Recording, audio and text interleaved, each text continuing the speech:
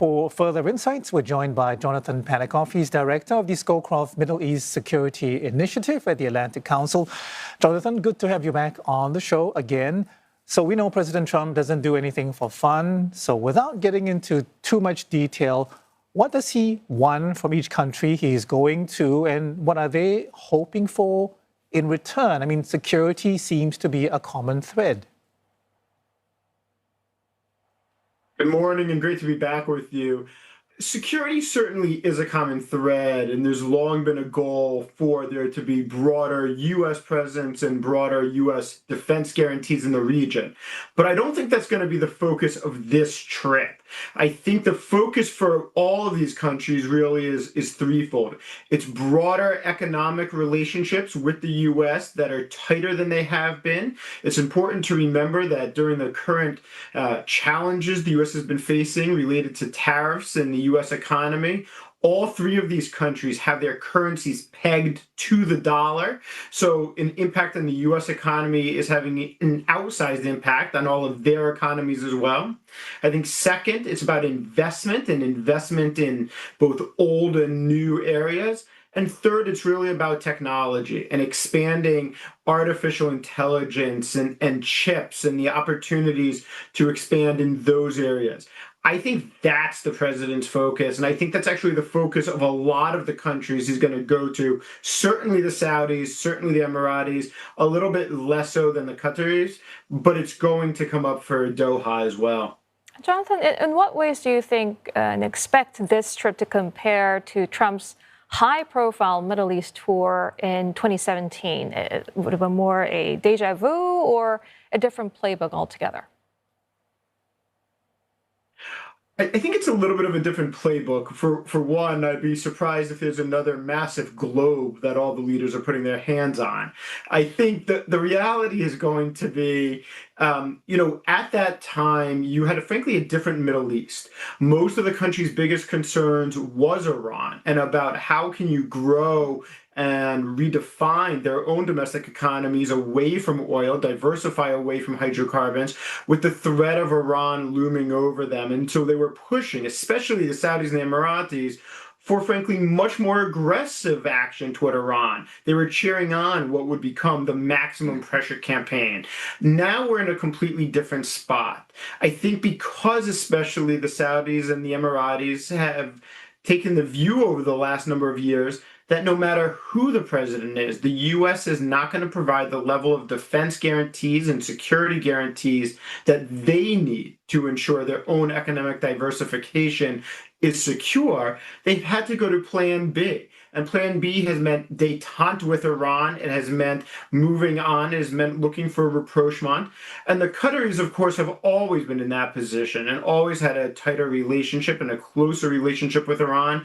And so I think that framework, where it was security and is now about economics, in part because of the Iranian issue, is very different than it was, really creates a different environment than we saw 8 years ago.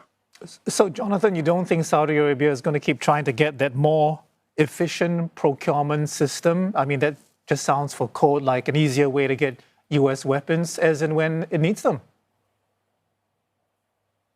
No, look, I certainly think it will. I think for the U.S., economic diversification, or at least economic growth, is in part about our defense industrial base and industry and selling weapon systems to a lot of countries, and certainly in the Middle East. And Saudi Arabia wants those weapon systems. But there's a difference between wanting the weapon systems to be able to operate them on their own terms versus wanting the weapon systems with the view that the U.S. is going to operate them, or the U.S. is going to be the ones to provide a broader security umbrella. And so I think you will see the sale. I think you've seen reports already that Trump is hoping for a $100 billion sale. I think depending on what kind of agreement you're talking about, that would have to get ratified by Congress. That would be very difficult now. But that doesn't mean you won't see some weapon sales coming off, especially for Saudi Arabia during this trip.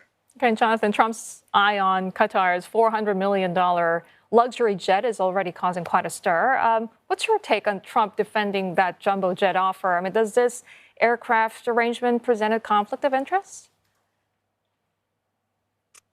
I think that's an understatement. I think, to be totally frank, it's the defense of the indefensible. Look, this is just graft, pure and simple. I think it is very hard to imagine a way in which this is not only legal or constitutional here in the US, but it is fundamentally, if not a bribe, certainly a corrupt action. Look, the Qataris have done a lot in the region, a lot to promote peace, a lot to promote efforts to negotiate, but they also have a history of trying to bribe officials in Israel, FIFA officials for the World Cup that they eventually got, EU Parliament members. I think this is in the same line of action. And for the US, despite the Department of Justice finding that it was legal, I think you're seeing even from Republicans a lot of alarm bells go off here in Washington that this can't possibly be correct or possibly be an okay thing to come away with from this trip. Jonathan, you mentioned AI earlier on in your opening comments, and we know that the UAE reportedly wants some of these advanced US chips for its AI plans. Do you think it's going to get its way? We already know that, DC has imposed restrictions, particularly towards China, on getting these chips. Are they going to be a bit more flexible when it comes to the UAE and that company, I think, is called G42? I think they certainly might be. Look, this has been a long challenge for administrations, the first Trump administration, the Biden administration, now the second Trump administration. The reality is that the U.S. has tried in different avenues to stay ahead of China, to compete with China, to block out China. Those three options are all a little bit different. It's hard, and I think DeepSeek defined and showed the US that it can't permanently stay ahead or block out China. China will find a way to advance its AI, its technological base. And so the question is, do you say we're going to restrict everything, or do you work with some of your closest allies and try to loosen some of the restrictions so that you bring them into the US camp on these issues? It is a debate here in Washington. It's a debate within the current administration, the current Trump administration. But I think in the end, my guess is Trump's going to have a shot to really say, no, this is the time. The Emiratis will have an opportunity to convince him that this is the time to loosen some of those restrictions and allow at least the UAE to move forward, since it is the most advanced AI actor in the Middle East. Yeah, and Jonathan, the itinerary notably excludes Israel once again. What sort of message does this send to Mr. Netanyahu and other regional stakeholders, especially at such a critical juncture in the Gaza conflict? Well, I think it's sending a couple messages. One is to the region that despite maybe their preferences, this just isn't going to be the focus of the trip. I thought it was interesting today. You saw a comment by President Trump that maybe he'll actually go to Turkey and what could come out of a trip there, especially related to Syria. But I think Trump's view is, look, Prime Minister Netanyahu has already been in Washington twice. The first session went fairly well from Netanyahu's perspective. The second was frankly a disaster. It was a disaster because the tariffs didn't go the way he wanted. It was a disaster because he sat in the Oval Office as Trump announced negotiations with Iran. They have not been on the same page nowadays in terms of Gaza, necessarily the future of Gaza. So I think we saw the release of a hostage, an American hostage. I think that was an effort by Hamas to say, hey, we really are willing to deal. We really are willing to try to get to a ceasefire that's permanent. You're going to have to, U.S., provide a little bit of pressure onto Israel for that to happen. And that is not at all what I think Netanyahu wants to hear. I think it's not at all what a lot of the current Israeli government will want to hear. Jonathan, as always, great to have you on the show. Jonathan Panickoff is director at the Scowcroft Middle East Security Initiative at the Atlantic Council.